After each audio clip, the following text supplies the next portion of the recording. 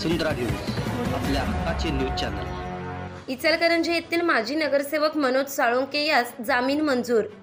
14 मार्च 2025 रोजी ICICI बँकेचे deputy bank manager वाहिद पटेकरी व पंकज सुभाष दानवाडे यांना रात्रीचे सुमारास इचलकरंजी येथे बोलावून वाहिद पटेकरी पंकज दानवाडे यांना मारहाण करून जीवे ठार मारण्याची धमकी देऊन 5 लाख खंडणीची मागणी करून 1,50,000 रुपये खंडणी वसूल केले प्रकरणी आरोपी मनोज साळुंके, बाजीराव कुंभार व शहानवाज मुजावर यांचे विरुद्ध शिवाजीनगर पोलीस ठाणे इचलकरंजी येथे गुन्हा नोंद करण्यात आला होता।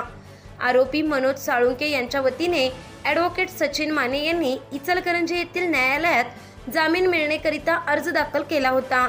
सदर जामीन अर्जाची सुनावणीवेळी फिर्याद देण्यास 11 दिवसाचा विलंब असल्याने फिर्याद ही विश्वासार्ह नाही।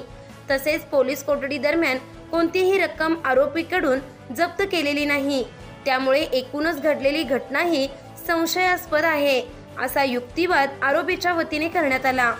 सदरचा युक्तिवाद ग्राह्य मानून इचलकरंजी येथील न्यायालयाने आरोपीस जामीन मंजूर केला। आरोपी मनोज साळुंके यांचेतर्फे ॲडव्होकेट सचिन यशवंतराव माने, आरोपी बाजीराव कुंभार तर्फे ॲडव्होकेट सुनील कुलकर्णी व आरोपी शहानवाज मुजावर तर्फे ॲडव्होकेट मदन भोसले यांनी काम पाहिले। चॅनलला सबस्क्राइब करा आणि परिसरातील ताज्या घडामोडी सर्वात आधी बघण्यासाठी बेल आयकॉनला क्लिक करा।